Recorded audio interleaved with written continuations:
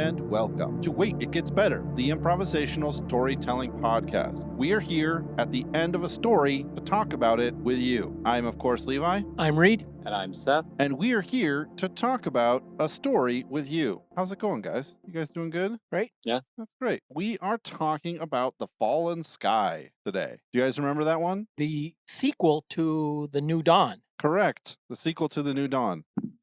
If you haven't listened to that, this is to both of you guys and for our hundreds of thousands of loyal listeners. Just go back, listen to it. This is just the recap episode where we talk about cool ideas we had, if we thought they paid off or not. So that's all this is. So this, for me, I've been reading the Mistborn series by Brandon Sanderson. This story for me was kind of a mix of some of Brandon Sanderson's work, One Piece, Dune, what else? Was there any other interesting sort of inspirations for you guys on this last story? Well, yeah, I have to give credit. I had the middle episode. My story element was reoccurring character. Yeah. And I found a character from an old, going back to like 4 years ago. And he was Lord Ravenous, and he was kind of lifted from the Stargate series, where you had the gold, where you had Right. like the pyramids and stuff were like landing pads for their starships, but they were an advanced civilization that had powers, so they appeared godlike to primitive people. And then they would use effects to enhance that because they got compliance and got slave labor. It's a lot easier to get people to be a slave for you if you're their god, right? And you Absolutely. can dish out, reward and punishment in dramatic, inexplicable, technologically inexplicable. I could say inexplicable. Sorry, but anyway, he was definitely a character kind of that modeled after that. Yeah, I like it how he was like this really powerful guy who could do all these crazy things in the other story, and how he was all about power and consolidation, and but he, through the most of the story, he wasn't able to do any of that. Right. I kind of like that, how he had this huge reputation to be something huge. Yeah. I had him that he was there to kind of scope this out and see. We had these sister planets and seeing if he could subjugate them. Right. Because that was his whole deal is he had like a dozen planets that he had subjugated, but like 8 of them were like, just primitive peoples like that weren't aware of anything off world. So they were easy to control. Right. But then he was looking here. Here was a more advanced. He was kind of scoping it out to see, if he could wow them and subjugate them. But so he entered in, but not as forcefully as he would normally like to. Right. I think that. Go, Seth. I was gonna say, kind of towards the end, I had like not that I don't think we ever mentioned it in either the New Dawn or this one, but it had kind of a feeling. I mean, you said One Piece. There was a little bit of that kind of anime storyline going on. Yeah. But then particularly like the Gurren Lagann. Oh yeah. That's it, where it's like, kind of starts out and like kind of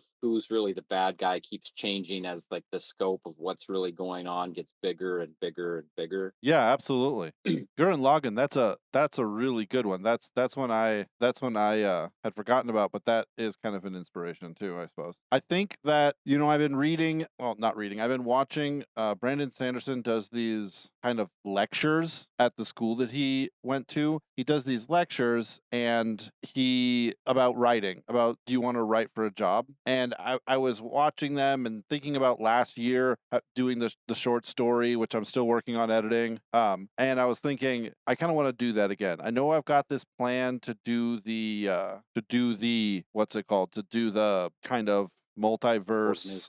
Yeah, the whole multiverse thing where I listen to every single episode that we've made and make a giant spreadsheet about how most of them or all of them are connected. But I think I've decided that this world is the story that I want to start writing again. Cool. It's interesting enough. It's got a couple of interesting sort of aspects to it, and you could write a prologue like before the giant war. You could write a present day, which is a sequel to that, which is the New Dawn, and then you could write the third part in the trilogy, which is the Fallen Sky. guy. And it's like, it might be biting off more than I can chew to say I'm going to write a trilogy of novels, but Yeah. making this podcast was biting off more than I can chew, So it's a thing I think I'm going to start working on. And I like the story enough, and there's enough sort of contributing factors to it. It's not just, oftentimes we make these stories and they really feel like one-off ideas, where this one feels kind of concrete and interesting enough to not be that. So And I think too, you could have such a array of split off where, like, you take like all the side stories that could come up from the second planet. right, Where absolutely, the all the different heroes you could have, in their own little stories that wouldn't exactly rearrange any of the bigger story, but you could follow, different characters throughout literally a couple millennia as they're establishing on both planets, really right. inside of everything that kind of goes on without touching or altering, something with I say the main timeline. But Yeah. I was thinking I got my story element in the beginning of the New Dawn was kind of just setting up the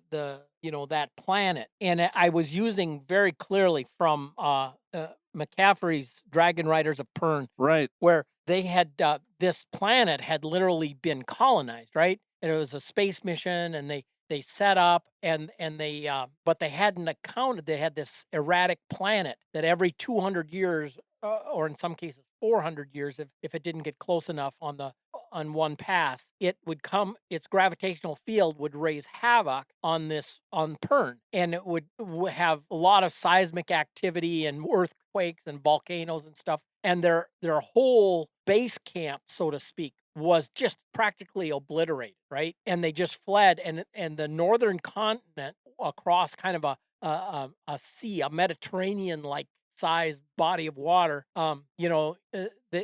They had the whole thing with fighting the threads, which were these parasites that would jump across from this erratic planet in the form of spores that would come to life when they entered the atmosphere, and then they would just devour anything living, And so they would build strongholds in the rocks, in the mountains, in the northern continent, like get rid of anything green. So they had stone structures, and it developed into kind of a medieval feudal system. Right. And they had lost over the generations, the old machinery quit working, and they were just on kind of a medieval technological level, anyway, it was just that was where I was going with that part of the story, is that you had this, because of this erratic planet, every 40 years you'd have this upheaval of Kind of a reset.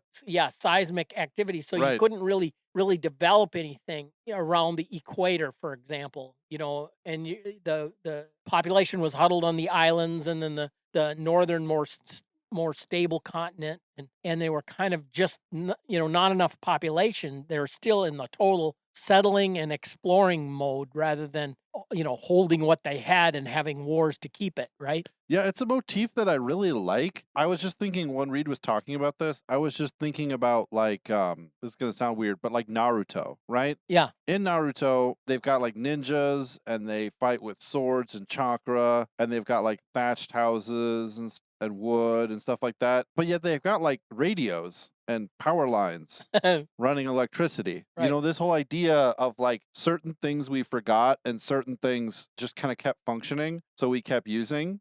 Like you have the Seabiscuit, which is this like ancient piece of technology with this, really valuable metal, kind of salt metal, whatever. I just came up with the name. It's called salt metal.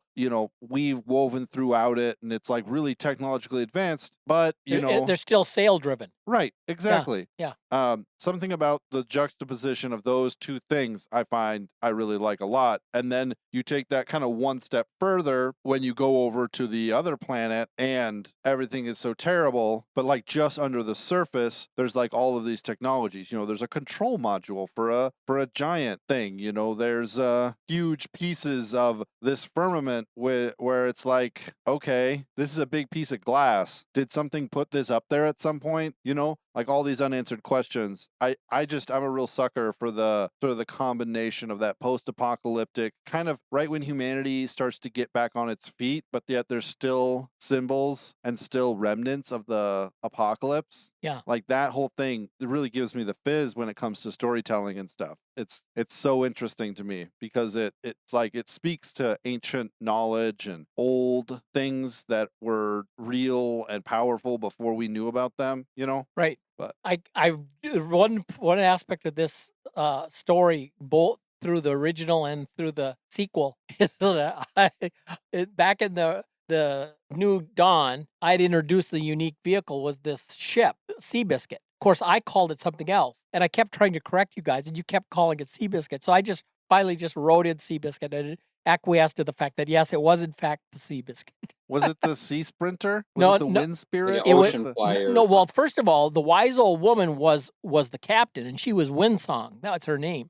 and Yeah. and the ship was the Ocean Flyer, but it See, just became Seabiscuit. That's the problem, is that her name was too close. Wind Song, Ocean Flyer. Yeah, See, now that you call it the Wind Flyer, I think about maybe the ship was like a, what's it called? Had like a hydrofoil, oh yeah, you know? So like if you get it going, it comes up on this hydrofoil and comes then up on plane. then it Yeah, really starts to fly. yeah, And that would add into the whole thing of it being sailing across the sand in the next planet. yeah. So retroactively, the Seabiscuit has a hydrofoil. Have you ever watched any of those like catamaran races? Yeah, they're insane. Where like they have those. They have for stability. They have like a few feet down. They have like a hydrofoil, and when they get like really whipping in the wind, and they get up on plane, and they literally lift completely out of the water, and are just like surfing along, skimming oh,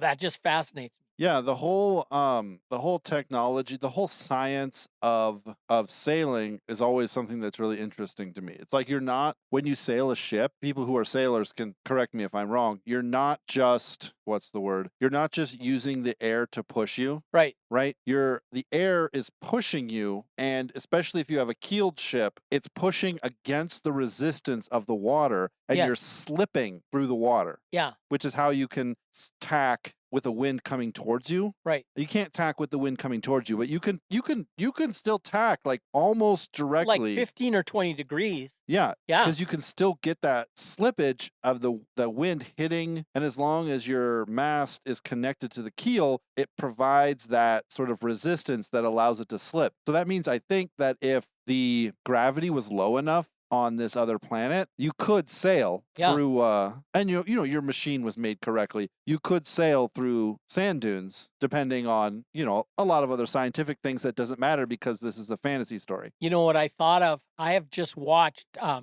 TV series or kind of, I guess, a remake, but a TV series based off the novel Shogun. Right. And in the beginning, they had a really interesting graphic. They would do these cutesy, like sand table kinds of art where they would have representations of the buildings, and then they had the ocean, and then they would have these sailing ships going through this manicured rippled sand, and I thought it was such a cool effect, and that's what I thought of when you guys introduced that element or that notion. Yeah, that's awesome. Another thing, I've been sitting here, right in front of me in Levi's studio is a really cool logo of Special Export, and part of their logo is a painting of the Cutty Sark, which was there's a scotch named after it, but it was like a clipper ship, where they'd have just seemingly acres and acres of canvas, and they could really wail on those things. Yeah, sailing, that's a thing I'd love to learn how to do someday. Maybe once I turn 50, I'll have the time and the energy to do sailing. Oh, I'd probably be really tired once I turn 50. Anyways. No, 50 ain't bad. I was still relatively spry at 50. I'm less so now. I'm not as. I hope I'm relatively spry at 50. Yeah. Yeah, me too. Any other interesting ideas, guys? Any interesting observations about the world? This was a fun story, guys. I really enjoyed being in it. Yeah, me too. I thought it was great. I'm excited to see where it goes. We've already drawn story elements and no one got sequel, so unfortunately this isn't a trilogy for us. But I'm excited to see what I can do with this story in the coming months as I try and write some more about it. Thanks everybody for joining us for this recap episode of Wait It Gets Better. If you enjoy these episodes, if you enjoy this podcast, we'd love to hear from you. Send us an email at waititgetsbettercast@gmail.com or message us on Twitter at @getsbettercast. We can be found on all podcast platforms. If you want a direct download link, just send me an email. I got you. And until next time, just wait, it's getting better.